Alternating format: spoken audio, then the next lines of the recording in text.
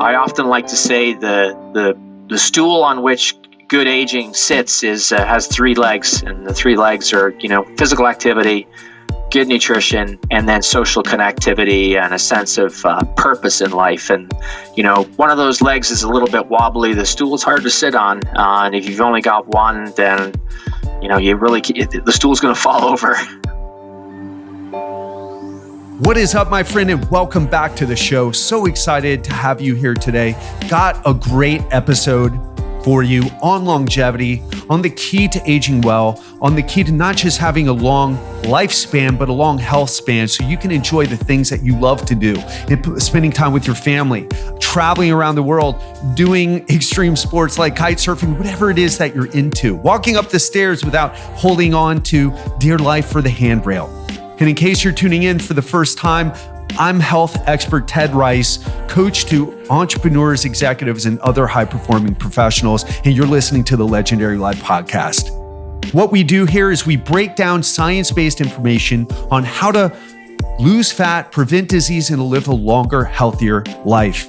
And if that sounds good to you, if you're interested, if I've got your attention, what I want you to do is go to legendarylifepodcast.com/review, where I show you how to subscribe to our podcast. So that way, whenever my interviews with experts, one of my solo episodes, or one of my Real Talk Fridays comes out, you'll be the first to know. And today, I've got a special guest for you, but before I do that, if you've been listening for a while and haven't left us a review, please, again, go to legendarylifepodcast.com/review and leave us a review. We read all the reviews. We want to know what you think. We want to hear your feedback, and we want to grow. We've got a team now. We've got Vilmas, who's our VA. We've got Stan doing the audio editing. We've got Honeysell doing the show notes. We all want to hear from you. We want to make this the best podcast you've ever listened to because it changes your life. That is the standard that we have. So on that note, make sure you listen to my Real Talk Friday episodes as well. If you're, I'm coming to you from the Mayan Riviera is what I'm trying to say. And I've been having a lot of adventures, doing a lot of growth, having a lot of experiences. So make sure you listen to those Real Talk Fridays if you want to hear what's going on with me personally. But if you're here for the interviews, that's cool too. We've got a great one for you today. His name, today's guest's name is Stuart Phillips. He's a professor in the Department of Kinesiology and School of Medicine at McMaster University in Canada. He is the guy. If you want to know, you hear so many people talking about longevity, talking about the best things to do to live a long time, what really matters when it comes to health. But this is the guy that actually does research on it. In fact, he's authored more than 300 research papers on topics in human physiology, nutrition, and aging. He is the real deal, my friends, and I'm so excited to bring this episode to you. So without further ado, we are going to get into the foods that are worth eating and why nutrient density is a cornerstone of health, why protein is important in aging, why exercise is the key to aging well, why resistance exercise should be a keystone activity in your life, and the importance of staying socially connected and its connection with longevity. You're going to learn a lot. Hope you enjoy it. Let's step into the interview with Dr. Stuart Phillips. Stu Phillips, thanks so much for coming back on the show. Really excited about our conversation today. It's been a couple years, I think. I thought it was only one, but it looks like it was more like 2 years since we've spoken last. And we're going to get into aging, how to do it well. You've outlined some great things that we're going to get into. And man, just really excited to dive into it with you. Well, thanks for having me on, Ted. I appreciate it. It's always good to have a chat for sure. Yeah. And let's just hit the ground running so you and I were talking, it's September 11th today, and it's 2020. The whole coronavirus has, we were just talking about it before we started recording. One of the things it's done is it's put people's health into perspective.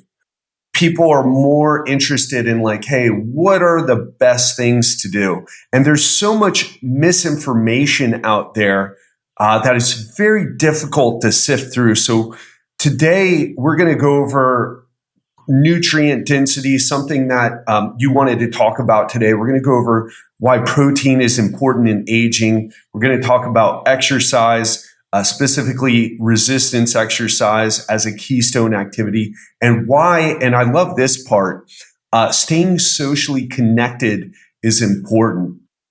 So before we get into it, how did you get into the anti-aging, if for lack of a better term, or aging well? How did you get into this particular area of inquiry, area of expertise? Yeah, it's a great question. I mean, I think for a lot of people, particularly who are in human physiology and human nutrition, as we are, at some point the research becomes me search, and I sort of use that term to say, I'm getting older, and so I'm obviously interested in some of the things that would allow me to age well, but. The picture really came into focus for me about 5 years ago when I assumed the directorship of what's called the Physical Activity Center of Excellence at McMaster. And that's, it's a program actually that's been ongoing for almost 40 years in various forms. And I would walk through a gym just about every day that was populated by community members who were undergoing things like cardiac rehabilitation. We offer services for people with spinal cord injuries, with multiple sclerosis, cancer patients, for example. And I would just sort of assume that that's what a lot of people did. And then when I really looked at some of the data out there, actually, as you know, most people aren't physically active. And yet, here I was talking about how good it was for people as they got older. And then when I became the director of that center, it really just brought the picture into focus. I would run into people on a daily basis that would tell me, how they had come to be physically active later in life, but what it really meant to them and what it did for them. And it just struck me as something that, if the message wasn't out to them earlier in life, then it really needed to be promoted a lot sooner. And, a lot of us talk about it. And, I'm probably preaching to the converted, clearly, probably in your audience too. But I think it's, as one of these, as I said, cornerstone activities of aging, I don't think there's a single lifestyle related change you can make in your life that would have an all-encompassing benefit in so many dimensions as to be physically active. So it's something that's become a sort of a mission of mine, so to speak. Walk the walk or talk the talk for a long time. Obviously been walking the walk, but now it's about talking the talk to others and trying to get them to buy into the message. I want to dive into that, especially how much to do. What does it mean to be physically active? I've gone over the government guidelines, both the US and the Canadian. So it'll be fun to kind of talk about that. And is there an upper limit, a point of diminishing returns? Before we do, one of the things that you said is we're all aging and most of us will live longer than our parents and our kids will live longer than us. But nobody wants to live to 120 and feel 120 or spend the last 10 to 20% of their life in sickness. Couple things here. Obviously, I mean, what you said is just, we all feel that way. But I had Charles Brenner, who is another guy who's considered an anti-aging expert, did a lot of the research on NAD, a supplement I'm sure you're familiar with. And what he said and what I hear you saying is that 120 seems to be like this maximum lifespan of a human being. Can you talk a little bit about that? Why is it 120?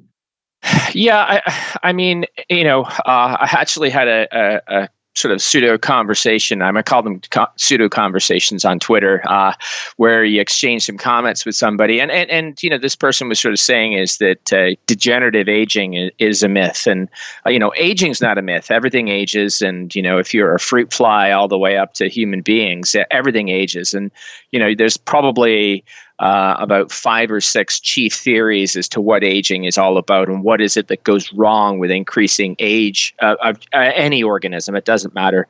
The degenerative part, I would argue, is the part of the modification. And clearly the difference is what we're talking about is not just lifespan, but about health span, right? Like, as I said, I think it's laudable to aim for about 120. I think whatever theory of aging it is that you subscribe to, it seems that 120 years is the sort of outer envelope beyond which, whichever theory you subscribe to, things just degrade. The whole system just sort of, comes apart and loses the wheels, so to speak. But even if it's not, if you want to live to be, and it's fantastic. I always use this gentleman as an example. We have one participant in PACE, and he's 102. And I say he moves like a 78-year-old, and that may not sound great, but if you're 102, it's pretty good. And he just, I think he's sort of one of these super aging people that he's got a great set of genes. He's maximized his chances, et cetera, et cetera.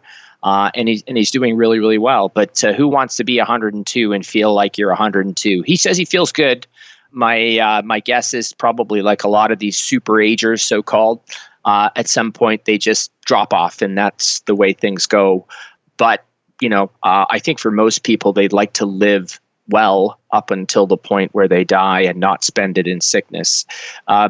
Activity, physical activity, diet, and then the social connectivity, I think, are these sort of 3 cornerstones of doing that and doing it well.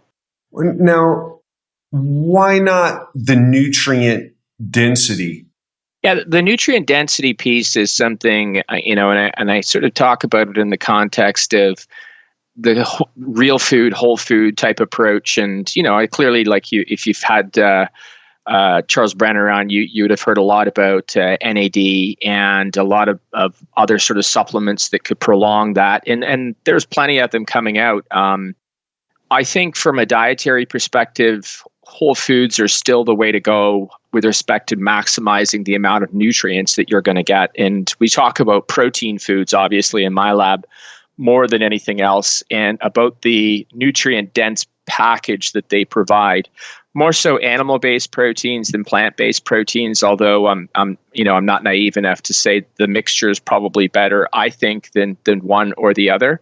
But if you've only got a 2,000 calorie budget in a day, and that's covering your energy expenditure to get all the nutrients that you need without having to rely on supplemental ways of getting them, then the increasing nutrient density of the foods you consume becomes important. So are you getting enough iron, B12, zinc, all of the micronutrients that, we probably don't know enough about to say this is going to support good, healthy, active aging.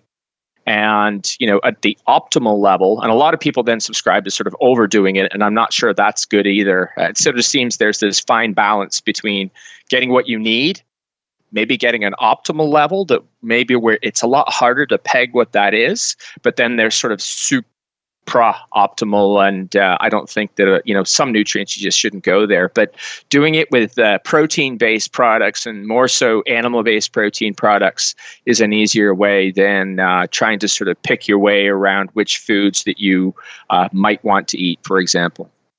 Yeah, you have a PhD. You are a person who's the director of this activity center. You speak with a lot of other extremely knowledgeable experts. One of the things that I think it's frustrating for people on the other side listening to this is like, well, tell me the superfood to eat.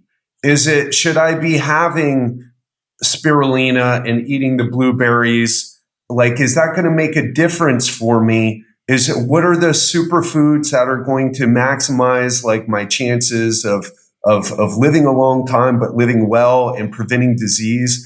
And there's a lot of people who say the exact opposite of you. Obviously, their background is more marketing than actual science. But can you talk a little bit about like, well, are there specific foods that you think, hey, listen, look, you should, obviously, Stu, I'm sure you and I are in agreement on this, in that whatever you choose to do, it's got to fit what you actually can do. It's got to fit your budget. You don't want to have to order foods from some place that it takes weeks to deliver or whatever. It needs to be something that you can add into your life and do. And but what would be the foods that you would choose that say, hey, listen, these foods have a lot of research or at least potential with what we know about the nutrition evidence, the nutrition research. Like, these are the things that you should eat if you want to, keep your brain healthy, keep your cardiovascular system healthy, maybe fight off cancer. What would you say? Yeah, I mean, I think that you could pick and choose specific foods. I'm not sure I subscribe to the viewpoint that there's a superfood, that there's one thing that is going to be, so superior to something else. But I think when you look at it sort of in totality, and instead of sort of isolating specific foods, it still is the broadness in terms of the nature of human evolution that I think when you look at again, you got to take the big picture view, is going to give you the best chances. So it's clear to me that darkly pigmented vegetables and fruits, for example, have antioxidants and lots of probably other phytonutrients that we have no idea how they're working. And it's probably true that the matrix of the food itself may enhance some of these actions, but it may be, to Charles Brenner and a point about some of these nutrients. And there's one I'm familiar with called urolithin, which is from pomegranate seeds, for example, that you might have to purify to get some sort of benefit from. So, I think it's a variety of foods. It's fruits and vegetables, no doubt. They have to be part of it. And I know there's a raging debate. Fruits aren't necessary, whatever. I mean, the point I would make is that something that's lost in this conversation is still around the enjoyment aspect of food. And so honing in on the functionality of food and then only picking and choosing green spirulina milkshakes or whatever it is, or maybe milk is going to kill you as well, seems to me to be an odd way to choose. So I still think about the sort of social aspect of food that is important. Obviously, our work deals with protein. I think that that's important as you get older to consume more than the RDA, for example, at 0.8 grams per kilo per day. So we think about twice that amount. But the overriding message, and one that I've sort of begun to push, and I really believe this, is that physical activity or planned exercise is a forgiver of many sins, and which is not to say that you can outrun the bad diet. If you have a bad diet, you got to do a lot of exercise, and the older you get, you have to do more to outrun it. But it really does in any circumstance. And it doesn't matter, you name, even if you're a smoker, which is, certainly a prescription for a shorter lifespan and health span, and you're physically active, and I get it, there's not too many of them, you live longer and you live better. So, for something that powerful to overcome probably, as we know it, the most powerful carcinogenic activity that you could undertake on a regular basis that is legal just about everywhere in cigarette smoking. It's got to be pretty powerful. So, to me, activity is at one corner, foods are at the other corner, and you can draw lines and you can argue, which sits on top of what. But I would argue that you could be physically active and not have the best diet and still live as well and as long as somebody who has the best diet but is physically inactive. I want to, like I said earlier, dive into that and what does it mean to be physically active and what's optimal for sure. Although I know there isn't a clear answer, but at least we can maybe get guidelines to get ourselves in the ballpark. What would you say about, because I've talked to Alan Aragon a lot, who, we both are familiar with, and he was talking about, hey, as long as you're covering your bases nutritionally and staying lean, we're living in an environment where there's a lot of hyper palatable foods. And for those of you who are listening, and if that's a new term, what we're talking about is refined foods that are a combination of not just carbs, but carbs and fat. For example, ice cream. If you like Haagen-Dazs, look on the calories coming from fat. It's more calories coming from fat than from sugar. And so we have these things that are in our environment. Croissants, it's not just carbs, it's buttery bread, right? Delicious. But what do we know about the effects of these processed, these hyper-palatable foods, other than the fact that they're nutritionally not the best, even though arguably the flour that's used, at least in the examples, in the bread examples, and then the milk in the ice cream examples, like there's nutrients there. What would you say about the hyper-palatable foods? What is your perspective on the more processed foods and their effect on longevity? Yeah, it's an interesting question, and the so-called hyperpalatability aspect of foods is really, I think, a lot of people would probably agree, and Alan would probably make this point as well, or anybody. When you're talking to somebody about foods to eat and foods, say, not to eat, and it's almost universal, at least in North America, but even having gone to supermarkets in Europe and Australia and everywhere, is that around the outside of the supermarket, there's produce down one aisle, there's meats, and there's probably dairy down the back aisle there somewhere. That if you only ever spent your time pushing your cart up and down there and loading up with those products, you would be okay. Clearly, the processing of flour, as an example, and the removal of the whole grain, and not whole wheat, but whole grain, has done us a disservice. So anything that's processed to usually enhance its shelf life, but the middle of the grocery store, where all of these hyper palatable foods, where we have 1,000+ new foods introduced every year, things that didn't exist last year, are designed to deliver nutrients, in most cases cheaply, and that means usually higher sugar or higher fat or saturated fat, and are given a taste profile that involves usually blends of sweetness and salt, sometimes together, that have a characteristic that people who come up with these foods, that makes them moreish. So the more you eat, the more you want to eat, and potato chips are a great example. People, it's sort of all of a sudden,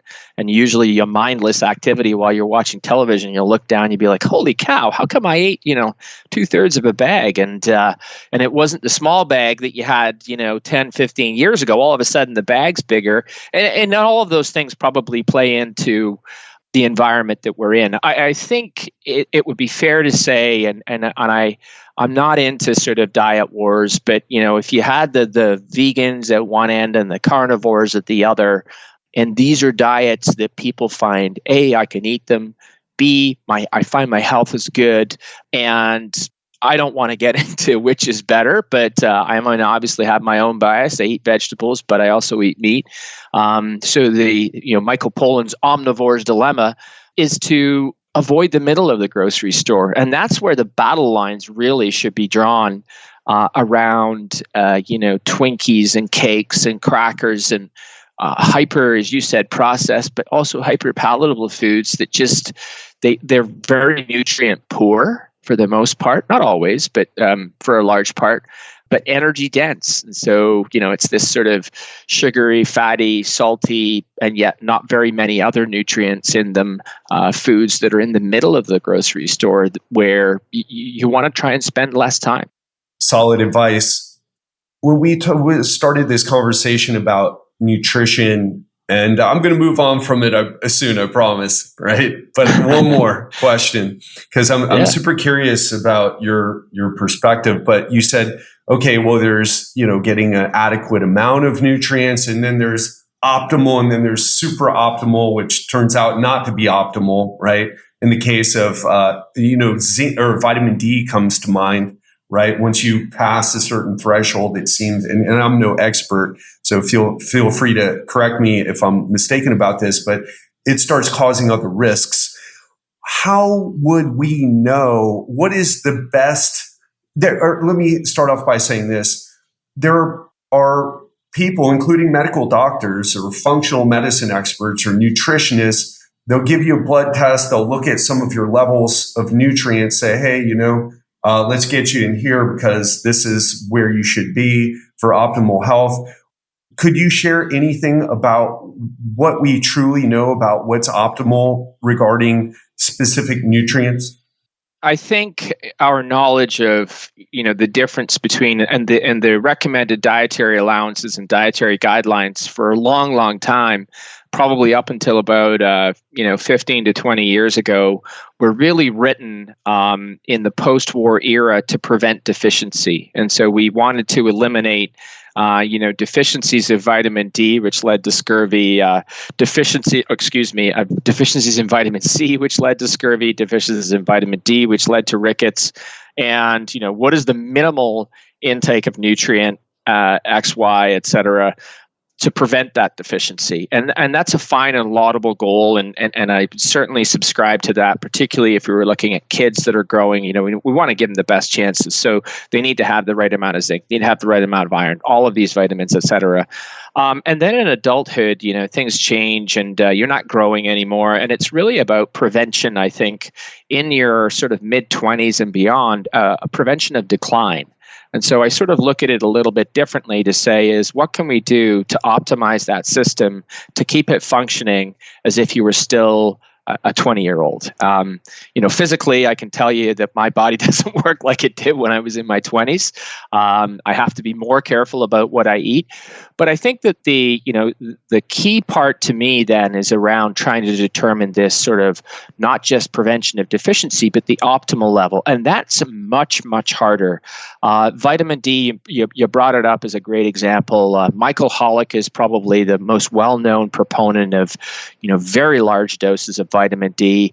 And then other people have sort of said, well, you probably need less. And other people have said, no, there's no toxicity and everything. And I think the majority of people now would arrive at the conclusion that prevention of deficiency is good. Prevention of what's called insufficiency of vitamin D is also good. And then what is optimal is now, the debate. And if you opened my medicine cabinet and you looked at the things that I take supplements of, it would be vitamin D. Particularly, I live in a northern latitude in Canada where we get about 4 months of sunshine, where if I go outside, I can actually make some vitamin D. And, it's September 11th and the window's closing faster. And so I take it in the winter. And I take omega-3 fish oil. And that's another one. I don't eat a lot of fish, probably not enough to get the benefits of it, and probably not only cardiovascular wise, but maybe cognitively as well. And that's it. After that, I try and get everything from food as much as I can. But the optimal level is very difficult to pinpoint. I want to say that I think, and not to paint with a very broad brush, but the direct-to-consumer tests that purport to take a blood sample and then say you need this, this, and this, and this, and this are at this time anyway pretty inaccurate. And I don't know that I would lean on those too much. So I think that we've got some general ideas, but I certainly respect that some people have some very different ideas of that and would tell you we know what these things are. And, protein is the one that we're most embroiled in, and certainly at 2 times the RDA being the prevention of deficiency level, I'm one that's arguing for, in the eyes of some people, supra-physiological level. But I think the evidence for that is getting better, let's say. I don't know that the RDA will ever change, to be honest with you. I used to think it would, but I'm not sure that it ever will. So, not in our lifetimes, huh? No, I don't think so. That's funny. Unfortunately. Even if we live to 120. Yeah, exactly. Yeah. And just to go over that again, if you do want to dial something in, getting the adequate protein, you said the RDA is 0.8 grams per kilo, and you have found in your lab 1.6 grams per kilo is really like that. Would you call that the minimum amount, the optimal amount?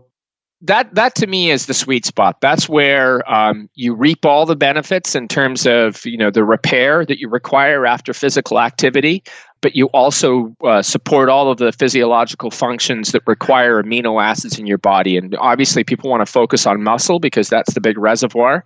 But I'm talking about immune function. I'm talking about gut function. I'm talking about gut health, brain health, all these sorts of things. When you begin to choose more of those protein-based sources from animal foods, you get then the nutrient package along with them that you probably need. And a lot of people out there, I could cite, would argue in the opposite direction and say you should minimize protein intake and you should only eat the minimum amount. And the debate rages on. It's always interesting. It's always fun, for sure. Yeah. Are you referring to the Mtor activation or the quote unquote imbalance of methionine to glycine? Yeah, I mean, there's lots of arguments, right? The one that you usually, the traditional sort of, I call them med school arguments, is that protein acidifies your blood and then the acids, leach calcium out of your bones. So actually protein causes your bones to get weak. We've got good meta-analysis evidence to say that's not the case now. In fact, calcium, vitamin D, and protein are bone supportive nutrients. I think, and it's a news flash for a lot of people. I say, your bones are 40% by content. They're collagen protein, and people go, "Wow, really?" And I'm like, "Yeah, they're not just sticks of chalk, or they break all the time. They're flexible. They bend a little bit, not a lot, but just enough that you don't break them all the time." And then the next one is protein causes, and I always put that in quotation marks, renal failure. And I think the evidence, for that is decidedly lacking. But it's a 40, 50-year-old hypothesis. It's been out there, and it takes a lot of work to try and, budge that off of the med school curriculum, because mainly the observation is that people with chronic kidney disease or renal failure are on lower protein diets, and that prolongs their survival. But the circular logic is therefore protein caused. And I'm like, no. You can't backtrack because and say one caused the other anyway. And then the last one is the more sort of, as you mentioned, up to date, and I'll call it, say, sophisticated evidence to show that the chronic activation of Mtor is probably not a good thing, and that's a protein-mediated mechanism. IGF-1 is in there in the mix, methionine and methionine restriction. So. And, we had a little discussion thread on Twitter yesterday, and it was interesting to really, and I firmly believe this, that even if you have primate data around caloric restriction, so we're talking about monkeys in cages and everything, and people show that, calorically restricting these animals helps them live longer and everything else like that, is that the environment in which humans live is just so dissimilar from an animal in a cage. And it doesn't matter whether you're a fruit fly, a mouse, or a monkey. And this pandemic has revealed, at least to me, that for humans, it's really dealing, particularly as you get older, with these catabolic crises, and they're crises of hospitalization, bed rest, or inactivity of some form or another, and a challenge to your immune function. And, those are the watershed events in an older person's life that they have a very hard time recovering from.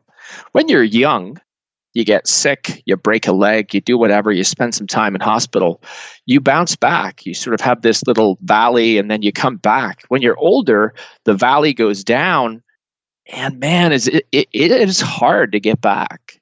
And so I think that we have to begin to think about aging in terms of those, catabolic crises. And I borrow that term from a good friend and colleague, Doug Padden-Jones, and hospitalization events, knee replacements, bouts of the flu. And now, we have a model where we make older people, and it sounds awful, I know, we make them only take 1,500 steps a day for a couple of weeks.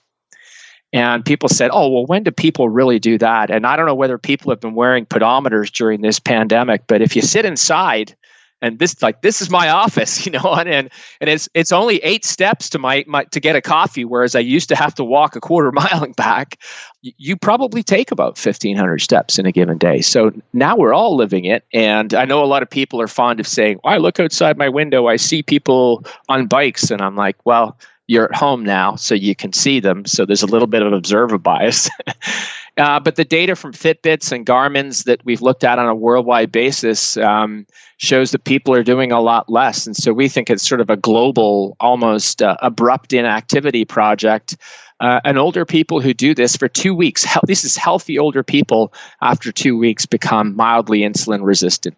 Mildly and insulin. Then yeah. So they're shifting towards a state of type 2 diabetes. And with 2 weeks of resumption of activity, they have a hard time getting it back. And with younger people, that's not the case. Hold on for a second. When you say, okay, so they become, so healthy people who become sedentary for, say, 2 weeks and get that 1,500-ish steps in, develop some mild insulin resistance. And when you're saying bouncing back from that, you're not talking about, oh man, it's hard to get moving again. You're talking about metabolically, that their body metabolically is struggling to get out of the mild insulin resistance that they've developed. And so you wouldn't even know that this is happening unless you would measure it.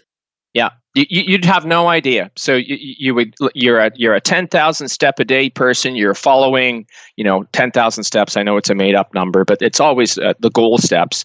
And then for 2 weeks, something happens, and we always used to say, it's not a Canadian phenomenon, but you have a nasty winter, you catch the flu, maybe you get respiratory symptoms, you go into the hospital, you're in the hospital for 3 to 4 days. Obviously, they give you the oxygen, they sort of give you fluids, they get you over the flu, you're well, in quotation marks, to leave the hospital, but then you spend 2 weeks, say, convalescing at home, and you're effectively housebound because it's, it doesn't matter if it's Fahrenheit or Celsius, but it's damn cold outside, and the snow's, sort of 6 to 8 inches deep, and you don't want to have a fall, and, it doesn't look very inviting. And so, this is it's a prolonged period of inactivity. You're still recovering from the sickness. And so that's what our model was designed to develop, or recapitulate, I should say. And so 1,500 steps a day for 2 weeks. And then, let's say you feel good and you start getting outside and you shovel the driveway, you do all the things that you do. And my point is 2 weeks later, you're still not back to where you were before you had that bout of inactivity. That's in an older, healthy person.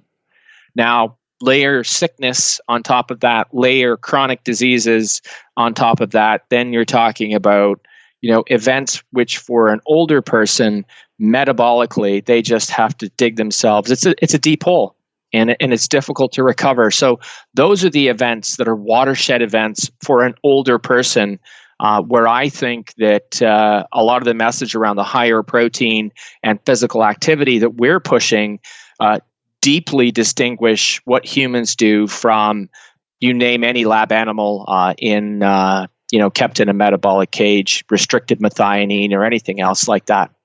Yeah, and just to kind of summarize what you said there, basically, there are people who are arguing, hey, don't eat too much protein because it triggers Mtor and IGF-1, and there might be it might trigger or exacerbate some precancerous something or another and mess you up. But what we're really finding is the issue is that there's these moments that happen to us in our lives as human beings, as sedentary modern people. Like my dad is a great example. He's living what you're talking about, unfortunately. And he was struggling, but not doing a lot. Should have done physical therapy, could have done physical therapy, could have been more active, but he was like, hey, I'm doing all right. And ended up having some issues, ended up in the hospital for 2 weeks, lost massive muscle mass. And it destroyed him physically. It destroyed him psychologically. And he's suffering from these issues now that they were kind of bad before, but now they're really bad because he was bedridden for 2 weeks. And now he just had surgery yesterday. And I don't think people understand what you're talking about that much. They're so focused on these things that don't really happen that much versus these things that, hey, listen, you're going to get the flu. You're going to be laid up in bed. You're going to develop this mild insulin resistance. Unless you work really freaking hard, Like I got dengue fever in Thailand in 2019. I lost 6 pounds. People would say, "Oh, that's awesome! I'm going to fly to Thailand just to get stung by a mosquito so I can lose 6 pounds."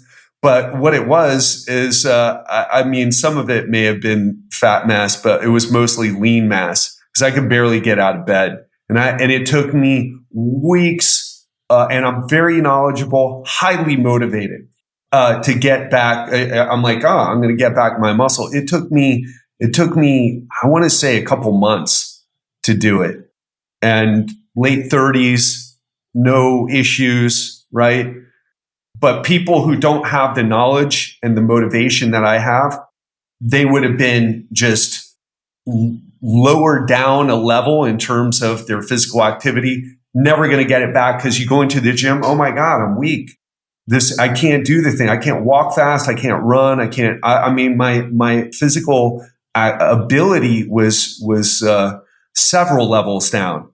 And I know what to do. I was eating, 0.8 grams of protein per pound. I go a little higher than your optimal recommendation for building muscle mass. But I was using high frequency training and combining and now I'm in great shape again. But for people who don't have that, they get knocked on their butts. It's like, and that was me when I was in my 30s.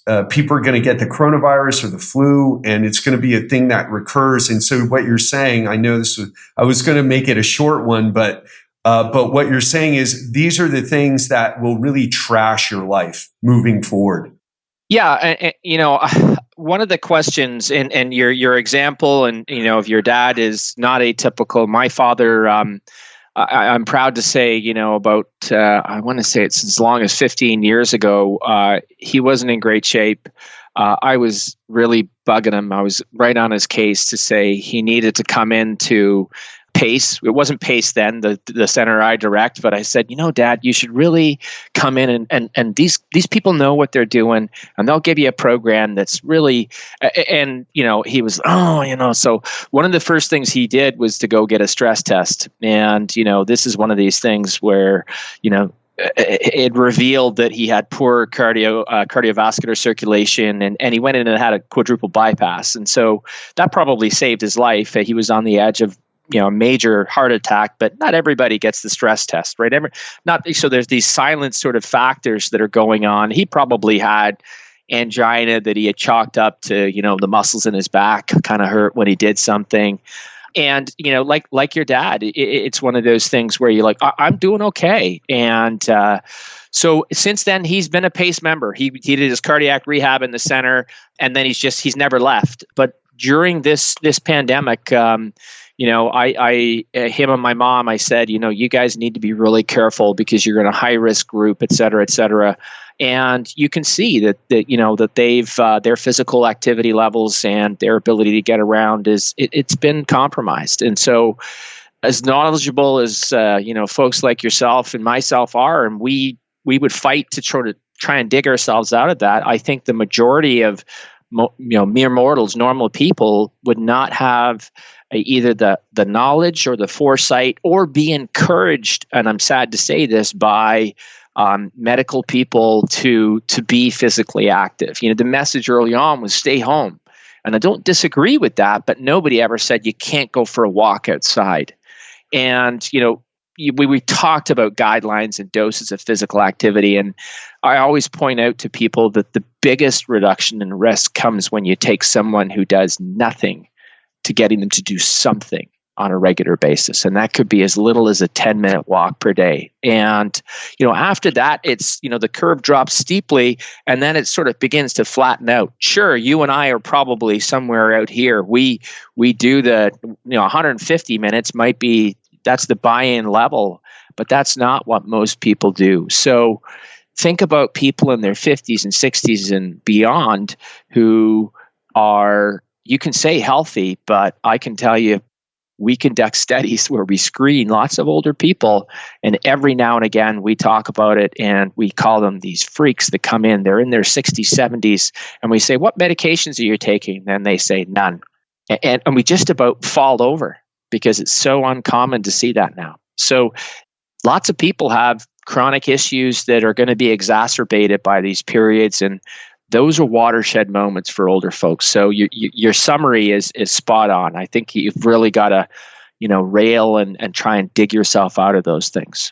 Let's dive into the recommendations. You already mentioned the 150 minutes of moderate physical activity a week. That's the guideline.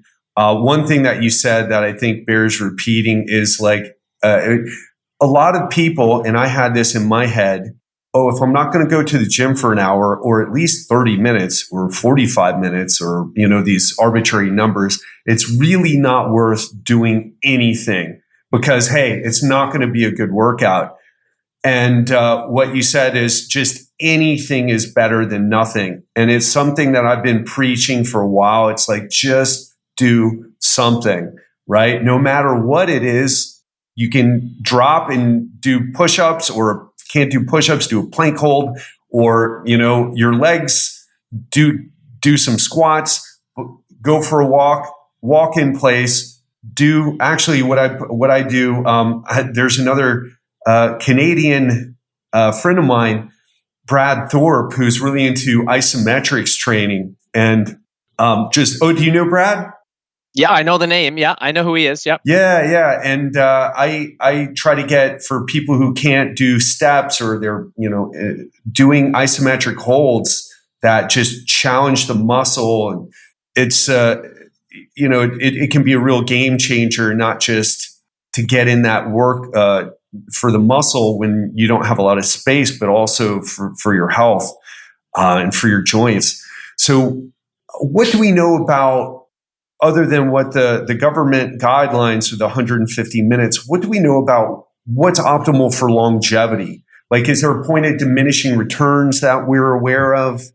Yeah, this is all sort of predicated and wrapped up in guidelines, which I think, the evidence for which everybody has to admit is observational. It's the same for dietary guidelines. We have small randomized controlled trials where we can show improvements in people in short-term experiments. And, people say, what does short-term mean? And I'm saying, weeks to months to, on the occasion, maybe year or maybe 2 years at the outside. So, from that sense, there are levels of evidence that allow me to say, you know what, I think 150 minutes a week is reasonable. And we can probably estimate based on observational data where people who report, and by self-report, I'll admit, which I always think is an over-exaggeration, or like dietary guidance, everybody says, oh, we're collecting food frequency questionnaires. And I'm like, that's maybe when you've got 50,000 people, it becomes like, yeah, I know which way the wind's blowing, but on an individual level, it's not particularly accurate. But,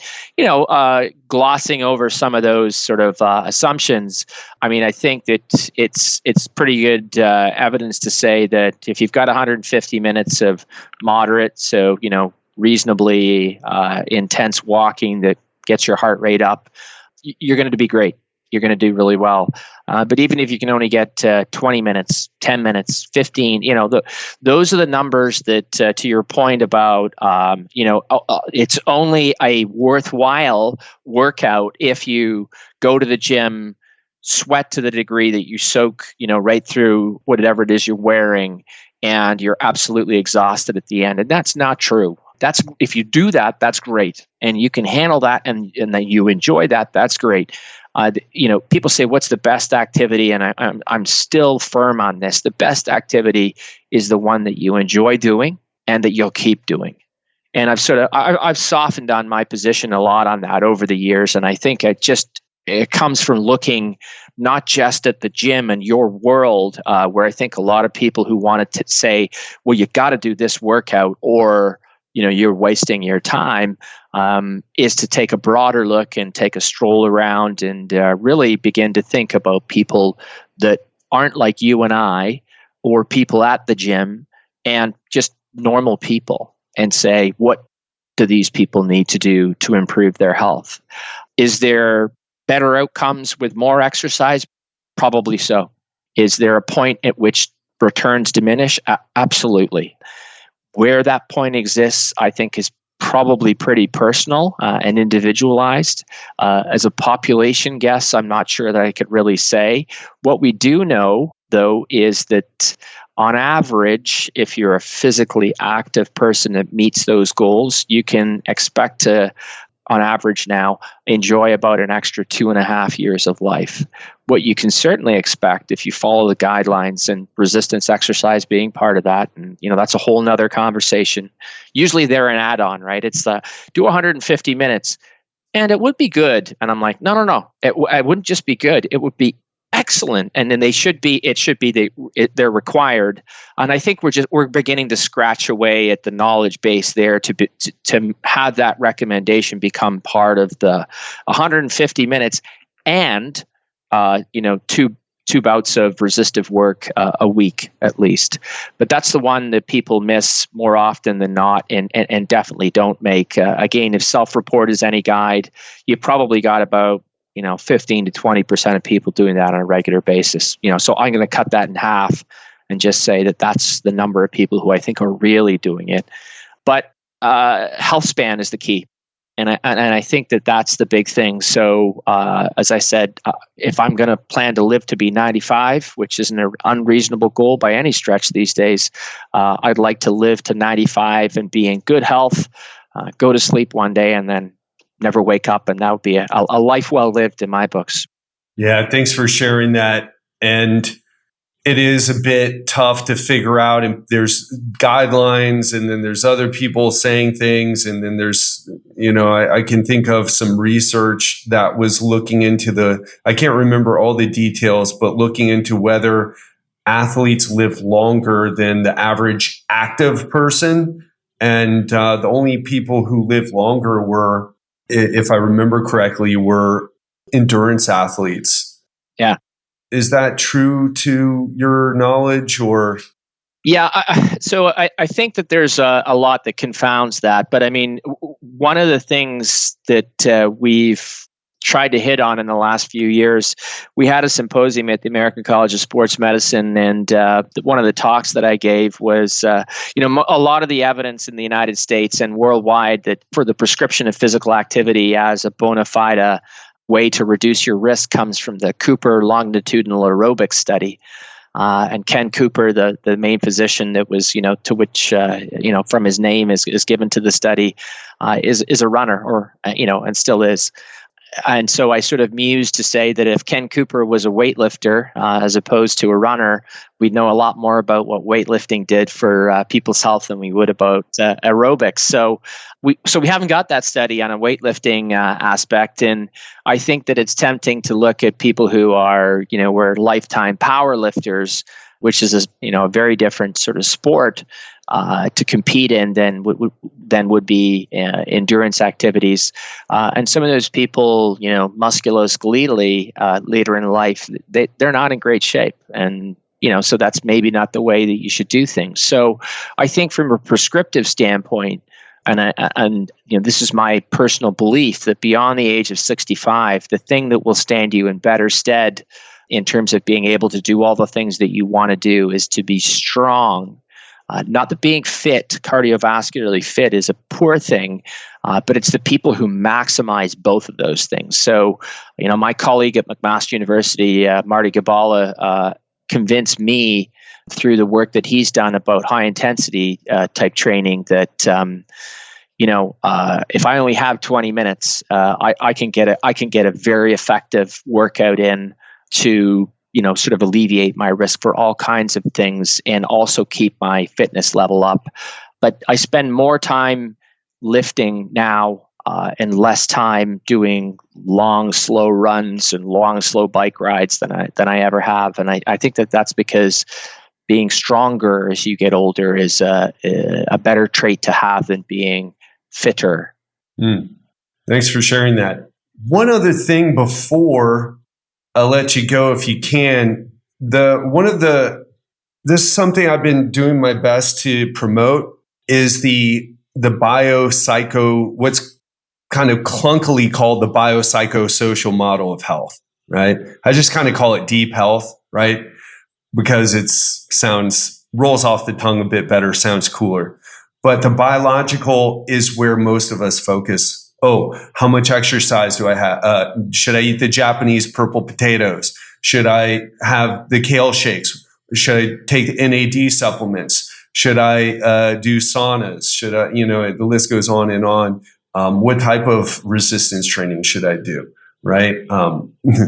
And when we get to the psychological part, people are like, yeah, I know, I'm whatever. Yeah, I'm good. I'm good. Don't really pay it much thought, although maybe the pandemic is helping people.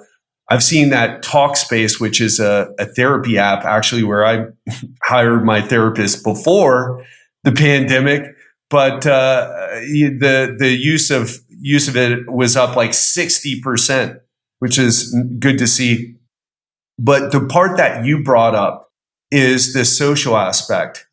So maybe you can clarify this. Okay, it's cool. So it seems to be working. You can clarify this not just for the listeners, but for me as well, is that the social aspect is a big deal. Maybe even, I don't want to say equally important, because sitting on your butt and overeating but having great relationships, right? It's kind of hard for me to see how that would pan out well.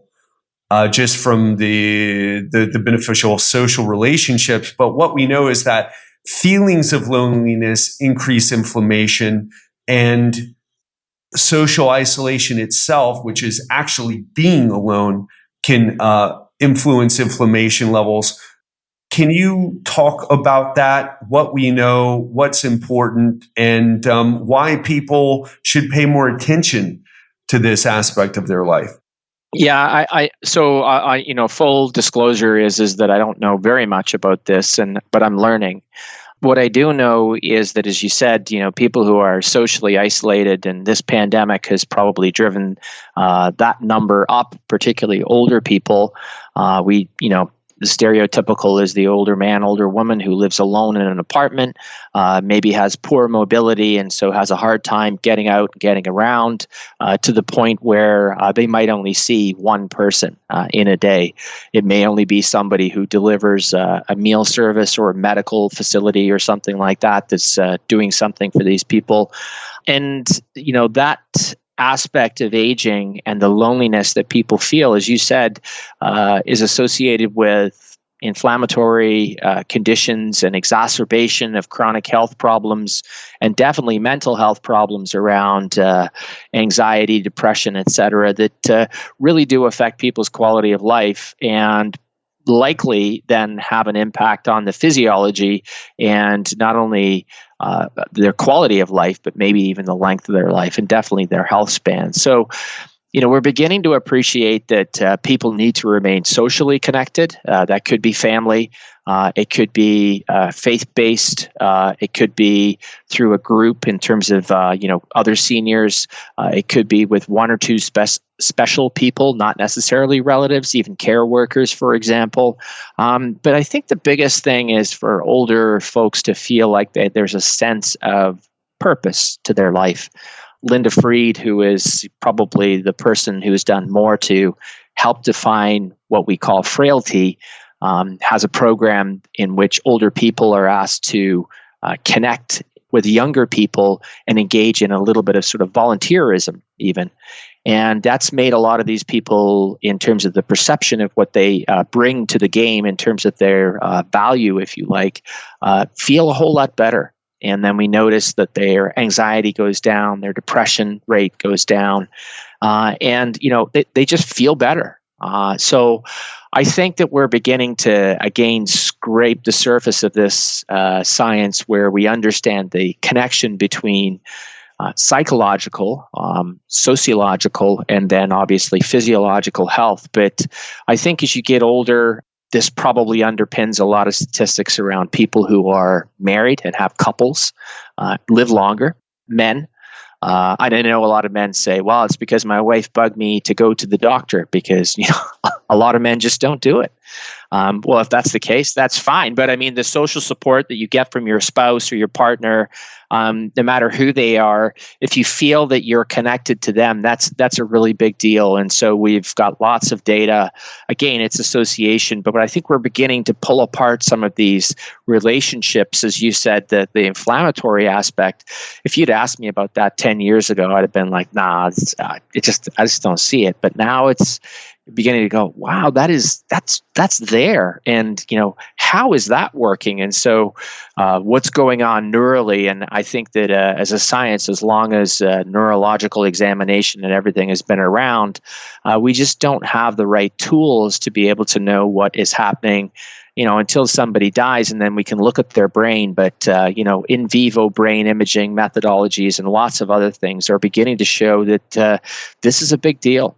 So I often like to say the stool on which good aging sits has three legs, and the three legs are, physical activity, good nutrition, and then social connectivity and a sense of purpose in life. And, one of those legs is a little bit wobbly. The stool is hard to sit on. And if you've only got one, then, the stool's going to fall over. Yeah, great point. And it's worth looking into your life and saying, how are okay, so I'm exercising a lot. I'm eating the superfoods, even though not really even sure if that's going to help me or not, but I'm making good food choices in general. But being more intentional, I had a great conversation with a client the other day, and he was talking about an experience he had with this individual. He was with his sons, but he was camping in Yellowstone Park, and he had this great time, great conversation. But for him, it was something that just happened, and then it just happened by fluke. And what I said is, why not? You work out every day, you do cardio every day, you do strength training multiple times a week. Why not be more intentional about meeting those types of people, connecting with them, going out of your way to create that, and taking it as serious, or at least, close to as serious as you do your exercise and, with your nutrition. And that's what I personally try to do now. And I feel I just hung out with a friend of mine who is visiting. I'm in Playa del Carmen, Mexico right now. I made time for it. Yeah. I put things aside and made time for it. Now I'm single. I don't have kids. So, if you're getting a lot of that from your partner, from your children, okay. But for those, but make sure you get it no matter what. And like, as you said, Stu, it's becoming something that 10 years ago, you'd have been like, that sounds kind of hokey, woo-woo, kind of dumb, actually. Just go lift weights, do some cardio, eat some kale and shut up, Yeah. But now we're learning this is something about the social connectivity between us. It affects our brain, affects levels of neurotransmitters, which affects physiology, affects inflammation. So perhaps if you're looking to lower inflammation and you're already eating all the blueberries and the kale and you're exercising, maybe it's a different area of your life that you need to maybe address or look into. So Stu, just great connecting with you today. Thanks so much for taking the time out to share your knowledge and your wisdom. If you want to connect with Stu, I will have all these links, but he's on Twitter and Instagram at MacInProf. So I'm going to spell that for you. It's at MacKinProf. So at MacKinProf. You can find him on Twitter and Instagram. He's also on LinkedIn and Facebook. I will have those links on the show notes for this episode. Stu, do you have any final words that you like to share for the listeners? Well, I'd like to say thanks. I mean, I think it's a great opportunity. I always love being on these podcasts and trying to have a conversation. I call it the elevator pitch, although it's an hour long, but trying to translate some of what we know about how to age well. So I hope your listeners were able to glean a few nuggets in there that they can take away. So thanks for having me on the show. Much appreciated. Thank you. And looking forward to getting you back on and diving into the hours of things that we didn't get a chance to talk about today. Yeah, for sure. Thank you. That wraps up another episode of the Legendary Life podcast. I hope you enjoyed this one. And I want to ask you, what is your biggest takeaway from listening to Dr. Phillips today? What will you take away from this podcast, and what will you do differently in your life? That's what I want you to think about, because information is nice, but we're not just here so that we can sound more interesting in a cocktail party, are we? We're here because we want to live life on that next level. And the way to get there is through taking action. So I want to ask you again, what was your big takeaway? Or your top 2 or 3 takeaways? And what will you do differently after listening to this episode? That's what I want you to take away from today. That's what I want to leave you with. And again, if you have not subscribed to our podcast, what are you waiting for? We've got episodes like this coming out all the time. I don't want you to miss them. I want to tell you something. I get asked by so many people to come on my show. I turn 99% of them down. Why? Because this show is curated. I don't let just anybody come on this show. I only let the best of the best of the best. And if you haven't heard someone on here, I don't think they're that great. I think they're more marketing. I don't need to say any more than that, but I have the real deal people, the guy like Stuart Phillips, who's authored 300 papers, research papers on human physiology, nutrition, and aging. That's the type of caliber of people that we have on this show. Not the best marketing, not who has the biggest following, not who has the biggest email list, not who has the biggest IG following or Facebook friends. It is the best of the best on this show. So if that's what you're interested in, make sure you go to legendarylifepodcast.com/review to learn how to subscribe. And eventually, if you are appreciating the show, we'd love to hear from you, hear your review, and for you to give us a review is what I should say. Again, that's legendarylifepodcast.com/review. All right, that's all I've got for today. Hope you enjoyed this one. Got so much coming for you. Can't wait. And I will speak to you on Friday. Have a great week and speak to you then.